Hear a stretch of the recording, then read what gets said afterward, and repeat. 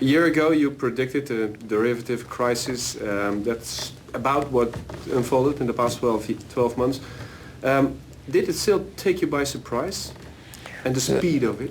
It didn't take me by surprise. It was, I mean, I've certainly been quite vocal saying that Fannie Mae was going to go bankrupt. I mean, everybody in the world seems to remember that I said Fannie Mae was going to go bankrupt and all the investment banks were going to collapse. So it didn't take me by surprise. I didn't quite expect it to happen by now, I don't think. I don't think I would have expected. If you had asked me last year, if I said to you last year Fannie Mae is going to bankrupt, and if you said will it go bankrupt before next summer of 2008, I would have said I doubt it. Well, it did. But I was short. Thank goodness it went bankrupt. I had sold it short and made 100% of my money. If you have sound investments, you live through the turmoil. That's what you said last year as well. As I said, you need a strong stomach to live through this. Well, you do. This is like 1974. This is like 1929. This is like 1873.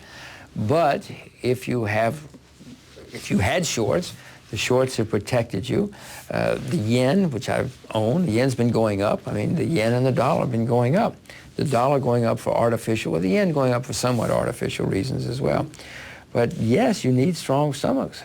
But I hope that all of your viewers have been investing in things that they know a lot about. I know I explained to you before, they should only invest in things about which they themselves know a lot. They should not listen to me or you or anybody else or their brokers. They should only invest in things they know. Then they can live through things like this. They know what's going on with the things that they're very familiar with. If they own things they don't know or don't understand, then they're probably not very happy.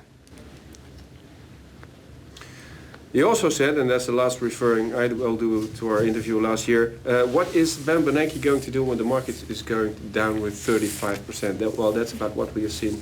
How did he do? He's making it worse. The market is saying every day that he's making mistakes. Everything he's done, the market rallies for maybe 10 minutes, maybe a day. The market realizes he's making mistakes. No, he's printing money. I told you last year. What he's going to do is print a huge amount of money. That's all he knows is to print money. It's another reason the commodities are going to go through the roof. Throughout history, when governments have printed huge amounts of money, it has always led to price increases a few months or a year or two later. This will too, unless your scenario of perpetual worldwide decline and collapse is going to take place. But even if your scenario is correct, throughout history, printing money has always led to price increases and inflation. And the best way to protect yourself in those periods has always been with real assets, with commodities. And will be again. What should Ben Bernanke have done? He should have let people go bankrupt. He should have let people fail, clean out the system. The system that he's trying has never worked. Propping up companies. The Japanese tried it in the 1990s.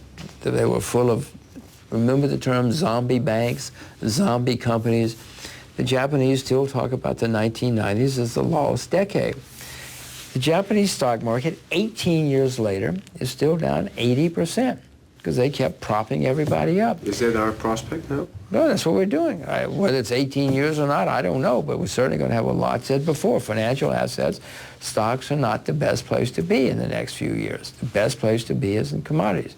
Raw materials. I told you I'm shorting bonds. I plan to sell my U.S. dollars. I still have shorts in the American stock market, and I'm buying commodities. How do you consider European authorities are coping? Well, they're really making just as bad mistakes. They started off doing better. I'd rather have Trichet running the American Central Bank than Bernanke, but none of them seem to be doing quite the right thing. They're all printing huge amounts of money now. And throughout history, that has never worked. And propping up zombie companies and zombie banks has never worked. The only thing that has worked throughout history, let the system collapse, let people take their losses, you clean out the system and you start over. But this will cause huge economic damage. You don't think we're going to have huge economic damage after the excesses we've had over the last 10 years? You think that all we have to do is just say, well, it's going to be okay. Nobody's going to lose their job. Nobody's going to fail. After what happened in the world in the last 10 years, after the massive amounts of bad loans in Central Europe, the massive amounts of bad loans in America, you think nobody's going to have to pay for that? You think that the central banks are just going to sit around and say, well, now everything's okay? Oh, please. I mean, that's an impossible scenario. Who is going to pay for all this, you think? Well, the financials, all of us. because the central banks and the governments keep printing money. Unfortunately, instead of letting the financial system collapse, they would suffer most. We would all suffer. I don't think we wouldn't suffer, but now we're all going to suffer. The way the system is supposed to work, you have a problem like this. You take the assets, the competent people take the assets from the incompetent people, and they start over from a stronger base, and the system regenerates itself. This time what's happening, the governments are taking the assets from the competent people, all the people who didn't make mistakes in the past 10 years, whether they're banks or homeowners. A lot of homeowners didn't get overextended. A lot of banks sat around and didn't do the garbage and should be benefiting now. They should be taking market share in a big way and getting the assets and starting over. What's happening now is the politicians are taking the assets from the competent people and giving them to the incompetent people and saying, okay, now you have to compete with the incompetent people with your assets. And so the whole system is weakened. Everybody's now in a lesser position because the system's assets are now being dissipated. So it's going to be worse for everybody. You're suggesting that nobody has to suffer in a world like this. That is insane. Now the whole system's assets are worse off, and the countries that are doing this are going to wind up in worse shape down the road. I mean, this doesn't show up next month, but this is the kind of thing that weakens countries and weakens economies and makes everybody worse off down the line. But, like you suggest, if you let the system collapse and regenerate by itself, pensions will be hurt, savings will be hurt, plain companies will be hurt. And you don't think they are anyway? You don't think they are under this system? I mean, I don't understand how that could possibly be true. You think that everybody on Wall Street now gets to continue to ride their Maseratis? All the 29-year-olds get to keep their Maseratis, even though the system has had some horrible experiences in the last 10 years? I don't see how that can possibly happen. The system somebody's got to pay for all the mistakes that were made. It will take a while until all this has settled down, all the turmoil in the markets.